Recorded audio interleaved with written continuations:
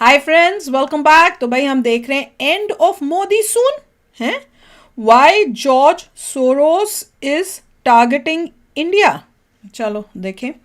End of Modi सून तो कभी हो ही नहीं सकता भैया जी। अगर एंड ऑफ मोदी सून हुआ तो इंडिया की प्रोग्रेस जो है जो नहीं, जॉर्ज सोरोस पोरस कुछ नहीं है उसको वो हम बाहर बैठा हुआ, हम जो ये पब्लिक इंडिया की पब्लिक डिसाइड करेगी, बाहर वाला कौन है डिसाइड मिस्टर अदानी वापस ऊपर आएंगे मुझे भी लगता है। तो चलो वीडियो शुरू करते हैं। वीडियो शुरू करने से पहले अगर आप चैनल पर नए हो और आपने अभी तक सब्सक्राइब नहीं किया तो जल्दी से पहले सब्सक्राइब के बटन बेल आइकन को क्लिक कर लो ताकि आपको हमारे सारे न्यू वीडियोस के नोटिफिकेशन मिल जाएं जैसे हम अपलोड करें। अगर आपको वीडियो पसंद आता है प्लीज लाइक एंड शेयर। चलिए शुरू करते हैं। मैं तो वही सोच रही थी अभी, मैंने कहा कि ये जॉर्ज सोरोस जो है ये, और वो जो क्या नाम था उसका कंपनी का, हिडन्सबर्ग करके नाम था शायद, पता नहीं, मुझे नाम नहीं याद आ रहा। ये दोनों वो लोग हैं जो ये कंट्री को डुबा के या किसी बिजनेस को डुबा के वो अपना पैसा बनाते हैं। तो ऐसे लोगों के साथ तो बहुत ध्यान रखना चाहिए कि जब ये कुछ बोलें टोटली इग्नोर करो, इनकी बात ही मत सुनो, उसको इंपॉर्टेंस ना दो और अपनी कंट्री को या अपनी कंपनी है उसको इफेक्ट ना होने दो। तो चलो शुरू करें। इस हफ्ते बीजेपी की स्मृति ईरानी ने जॉर्ज सोरोस नाम के एक आदमी के बारे में ये कहा। That George Soros wants a government which is pliable to his needs is more than evident from his statements. That he has pronounced funding of over $1 billion, particularly to target leaders like Prime Minister Modi. क्योंकि George Soros ने India के बारे में ये कहा। India is an interesting case. It's a democracy, but its leader Narendra Modi is no Democrat. Oh, really? But I expect a democratic revival in India. तो एक ऐसा आदमी जिसकी शक्ल एक ऐसे फ्रूट से मिलती है जिसको धूप में बहुत समय के लिए छोड़ दिया गया हो, उसके स्टेटमेंट्स पर भारत की सेंट्रल गवर्नमेंट के रिप्रेजेंटेटिव्स क्यों रिस्पॉन्ड कर रहे हैं, उसे भारत की ऑपोजिशन पार्टीज के बड़े बड़े लीडर सपोर्ट क्यों कर रहे हैं। तो आइए आज के वीडियो में जॉर्ज सोरोस के बारे में जानते हैं, देखते हैं कि किस तरह से वो भारत में डेमोक्रेसी को डिस्टेबलाइज करने की कोशिश कर रहा है और पता करते हैं कि क्या ये सही में मोदी को पावर से हटा सकता है। नो, मुझे पता ही नहीं वो है कौन, ये तो सारी मीडिया बोल बोल के बता रही है। में आपका बहुत बहुत स्वागत है। मैं हूं सेक्युलरिज्म का सीईओ श्याम शर्मा और आप सबको एक सेकंड प्रणाम। तो आप कई सालों से बहुत लोगों के बयान सुन रहे होंगे भारत के बारे में कि 2014 से भारत की डेमोक्रेसी बहुत खतरे में है। What we are witnessing is the death of democracy. As Prime Minister Narendra Modi's government cracks down on dissent, can India still call itself the largest democracy on earth?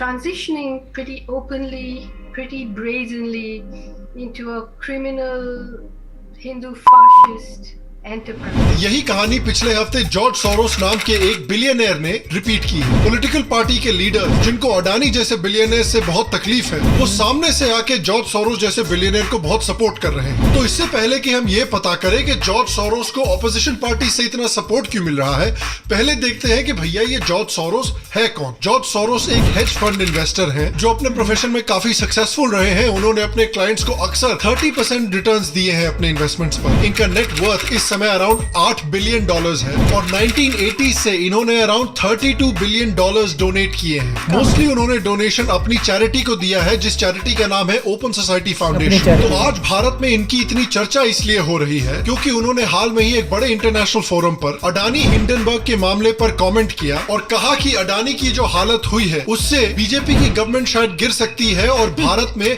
Democratic revival आ सकता है। देखिए, इनकी ideology और इनके हिसाब से democratic revival क्या है उसको समझने के लिए हमें इनकी पर्सनालिटी और आइडियोलॉजी को भी समझना पड़ेगा। जॉर्ज सोरोस का जन्म हंगरी देश में हुआ था, एक जूइश फैमिली में। वर्ल्ड वॉर 2 के समय पर जब जर्मन्स जूस को ढूंढ कर मारने की कोशिश कर रहे थे, तब इनके पिताजी ने अपने कॉन्टैक्ट्स का इस्तेमाल करके इनका बर्थ सर्टिफिकेट चेंज करके इनको जूइश से कैथोलिक बना दिया था। Hungarian Jew who escaped the Holocaust by posing as a Christian. Right. लेकिन अनफॉर्चुनेटली इतना ही नहीं, वर्ल्ड वॉर 2 के समय पे जॉर्ज सोरोस के ऊपर यह भी आरोप है कि उन्होंने नाज़ीज़ की दूसरे जूस को ढूंढने में मदद भी की थी। My understanding is that you went out with this protector of yours. Went out in fact and helped in the confiscation of property from the Jews. That's right. उन्होंने ये भी कहा है कि वो इस बात को कुछ ज्यादा रिग्रेट नहीं करते हैं क्योंकि उससे उनका कैरेक्टर डेवलपमेंट हुआ था।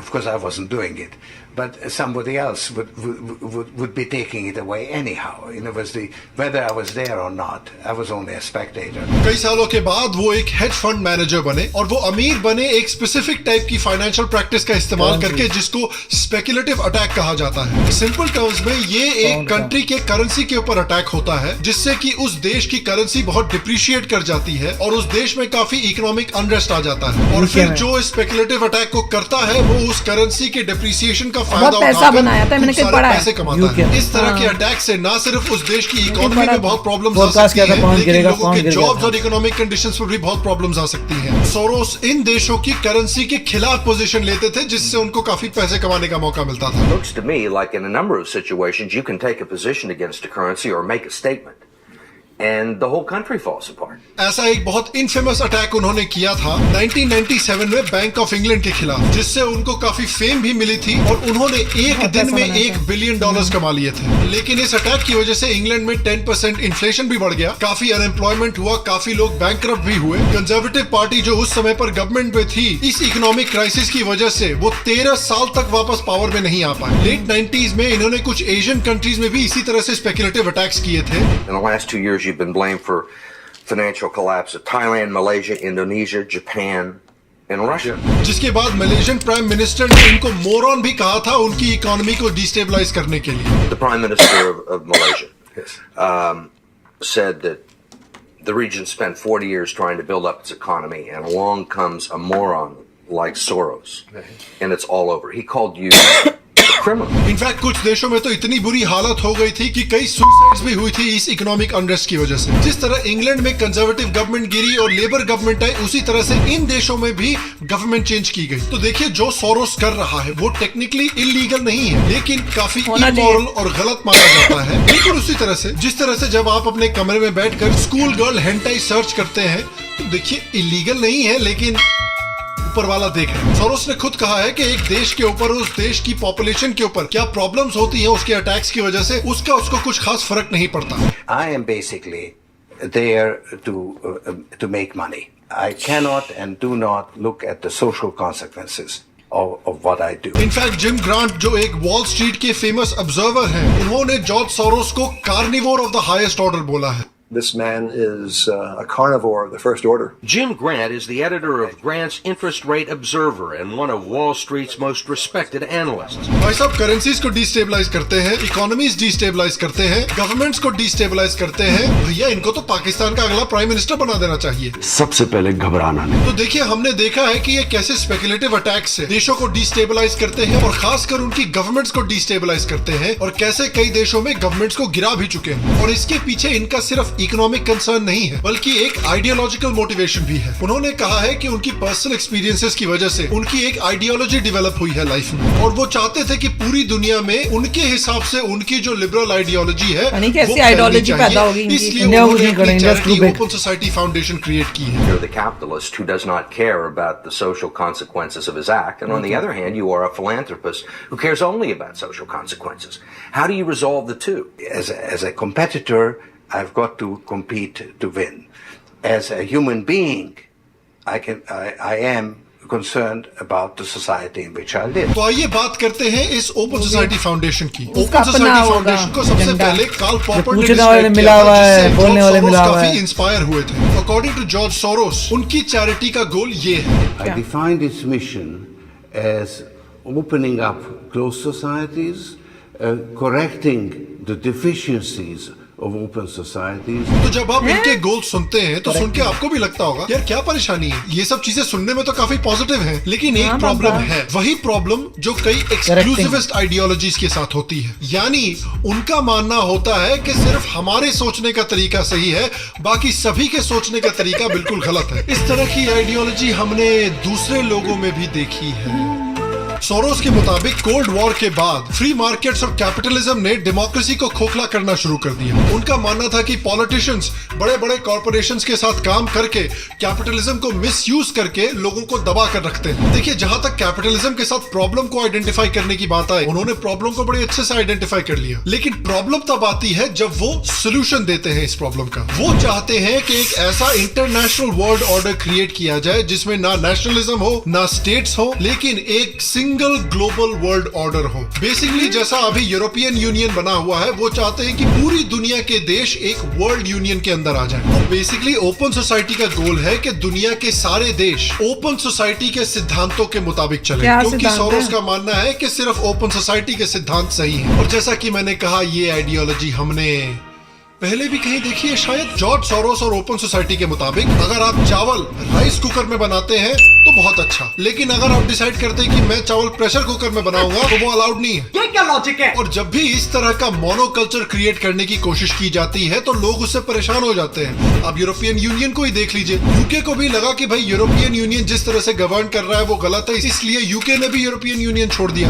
Making our own laws, I have no idea who's governing me and making my rules in Europe, and I'm looking forward to the European club come tumbling down. तो George Soros ने जो इस video के शुरुआत में बयान दिया था, India is an interesting case. It's not a democracy, but its leader Narendra Modi is no Democrat. Yes, he but is. I expect a democratic revival. Keep dreaming, not going to happen. उससे clear हो जाता है कि George Soros का ये मानना है कि भारत के वो लोग जिन्होंने करंट गवर्नमेंट के लिए वोट किया है, इंग्लैंड के वो लोग जिन्होंने उस समय कंजर्वेटिव पार्टी के लिए वोट किया था, उनको पता नहीं उनके देश के लिए अच्छा क्या है। सिर्फ जॉर्ज सोरोस को पता है कि भारत और यूके के लिए क्या अच्छा है। ये बेसिकली कम्युनिस्ट चाइना या रशिया का एक लिबरल वर्जन है। तो अपने चैरिटीज में ये कई ऑर्गेनाइजेशंस को सपोर्ट करते हैं, और जिस तरह से उन्होंने 90s में यूके और एशिया में कंट्रीज को डिस्टेबलाइज किया था, उसी तरह से उन्होंने दूसरी कंट्रीज पर भी अटैक किया है। उन्होंने अर्ली 2000s में जॉर्ज बुश को पावर से हटाने के लिए $15 मिलियन खर्च किए थे। इनफैक्ट हिलरी क्लिंटन को भी जॉर्ज बुश के खिलाफ काफी सपोर्ट किया था। Finally, George Soros has donated about $13 million to the Democrats this election cycle. That includes $7 million to a Hillary Clinton super PAC. लेकिन अनफॉर्चुनेटली वो फेल हो गए। अब फेल नहीं होंगे तो और क्या होगा यार। ये तो वही बात हुई कि आपने स्वरा भास्कर की फिल्म में 500 करोड़ रुपए खर्च कर दिए, और फिर जब फिल्म फ्लॉप हो गई तो सरप्राइज हो रहे हो। यार गलती ऑडियंस की थोड़ी है, गलती आपकी है। तो क्योंकि जॉर्ज सोरोस को लगता है कि कैपिटलिज्म डेमोक्रेटिक सोसाइटी के लिए बहुत खराब है, इसलिए उन्होंने बहुत सारे एंटी कैपिटलिज्म प्रोटेस्ट को भी सपोर्ट किया है। फॉर एग्जाम्पल 2011 में उन्होंने अमेरिका के वॉल स्ट्रीट प्रोटेस्ट को बहुत सपोर्ट दिया था। इस प्रोटेस्ट से सोरोस का एम था कि अमेरिका में भी अरब स्प्रिंग जैसा एक रेवोल्यूशन आएगा जो कैपिटलिस्ट और फ्री मार्केट सिस्टम को अमेरिका में खत्म कर देगा। सोरोस ने ऐसे भी कई ग्रुप्स को सपोर्ट किया है जो एंटी इजराइल है। Soros has given about $10 million to groups opposed to the policies of Israel. He has given a variety of grants to people who literally hate the Jewish state of Israel. यार मैं तो ये सोच रही हूँ, ये Soros जो है वो किस टाइप का इंसान है। खुद ज्यू था, फादर ने बचाने के लिए नकली उसको क्रिश्चियन बनाया, और फिर वही ज्यूज के अगेंस्ट हो रहा है। जिन ज्यूज ने इतना अत्याचार, इतना कुछ सहा, आप अगर उनकी मूवीज देखोगे ना आप कांप जाओगे। मैंने जब पहली बारी उनकी एक मूवी देखी थी, ओहो, मैं तो कितने दिनों तक मेरे दिमाग में इतनी बुरी हालत, मैं तो सोच के कांप रही थी कि ऐसे क्या करो। बहुत ही सुंदर मूवी बनाई थी, इतनी डिटेल में, oh my God, I don't even remember, पर पूरी मूवी में रोती रही, जान निकली पड़ी थी। और ये बंदा जिसको पता है कि मेरे अपनों के साथ ये हुआ है, उसको वो उन्हीं के अगेंस्ट हो रहा है, और जो बताया कि हेल्प की उनके बताने के लिए वो कौन है और उनकी क्या प्रॉपर्टीज जब्त करने के लिए, पता नहीं, उन्हीं के अगेंस्ट। और कहता है कि भैया मेरा तो इसमें कुछ है नहीं, क्योंकि मैं थोड़ी कोई जब्त कर रहा हूं, ले तो प्रॉपर्टी कोई और बंदा रहे, गलत काम तो वो कर रहा है। वो तो इसमें तो कोई, जैसे कहते हैं ना, क्या वो कॉन्शियस जो होता है, करेक्टर नहीं है। ये बोलना कि मेरे को तो भैया जीतना है, मुझे फर्क नहीं पड़ता इकोनॉमी में उनके, ये तो इक्वल सोसाइटी में क्या होता है मुझे फर्क नहीं पड़ता, सारा काम तुम कर रहे हो। इकोनॉमी बट्टा बैठता है, सोसाइटी में प्रॉब्लम होती है, गवर्नमेंट मरती है, आई डोंट केयर, पूरी कंट्री को तबाह तुम कर रहे हो, और तुम कह रहे हो कि जिसमें लोग हैं, बच्चे हैं। चलो अच्छा है कि उसने अपने इंटरव्यू में अपना कैरेक्टर बता दिया, खुद ही बता रहा है। मैं तो हैरान हो रही हूँ, मतलब there is something seriously wrong with this person. Right. नहीं, मगर इंडिया तो बहुत बड़ी कंट्री है, जहाँ उसने पैसा लगाया टॉपल करने के, हर जगह सक्सीड नहीं हुआ। यूएस में भी कोशिश की थी, कुछ नहीं हुआ उसका। अभी भी बैठा हुआ, वो 8 बिलियन है। कहाँ अदानी जी पहुंच गए थे 120 बिलियन पे, वो 8 बिलियन है। हो सकता है ओसी की बात है, चिड़ हो रही हो कि भैया मेरे पास, मैं तो कुछ भी नहीं हूँ, और इंडिया की कंट्री से इतना। अदानी जी जो है मेरे ख्याल से अब 80 बिलियन हो गए हैं, फिर भी कहाँ ये 8 बिलियन, कहाँ 80 बिलियन। तो अदानी जी भी मेरे ख्याल से लॉ सूट कर रहे हैं यूएस में, काफ़ी कुछ फाइटिंग चल रही है। तो मेरे ख्याल से अदानी जी तो वापस आ जाएंगे, मगर जॉर्ज सोरोस पे अननेसेसरी पता नहीं कहाँ से आ रहा है, शायद उसको ये आइडिया नहीं है कि इंडिया बहुत बड़ी इकॉनमी है और अब उसे आइडिया आएगा। हाँ, और मुझे लगता है इतनी इम्पोर्टेंस भी नहीं देनी चाहिए मीडिया में बार बार उसको बोल के। वो ऐसे अगर कोई मीडिया में इसकी बातचीत ही नहीं करे, किसी को पता ही नहीं चलेगा क्या बोला, किसने कहा बोला, हू केयर्स। ओरेली ने दिखाया था, वो भी खत्म हो चुका है क्योंकि उसने कुकर्मा किए थे। तो सारे जितने भी थे जिसको पैसा दे के उसने बुलवाया था, वो सब जो है मोस्टली चले गए हैं। तो देखते हैं कि मगर मिस्टर सोरोस का कोई फ़र्क नहीं पड़ेगा, मिस्टर अदानी वापस आ जाएंगे।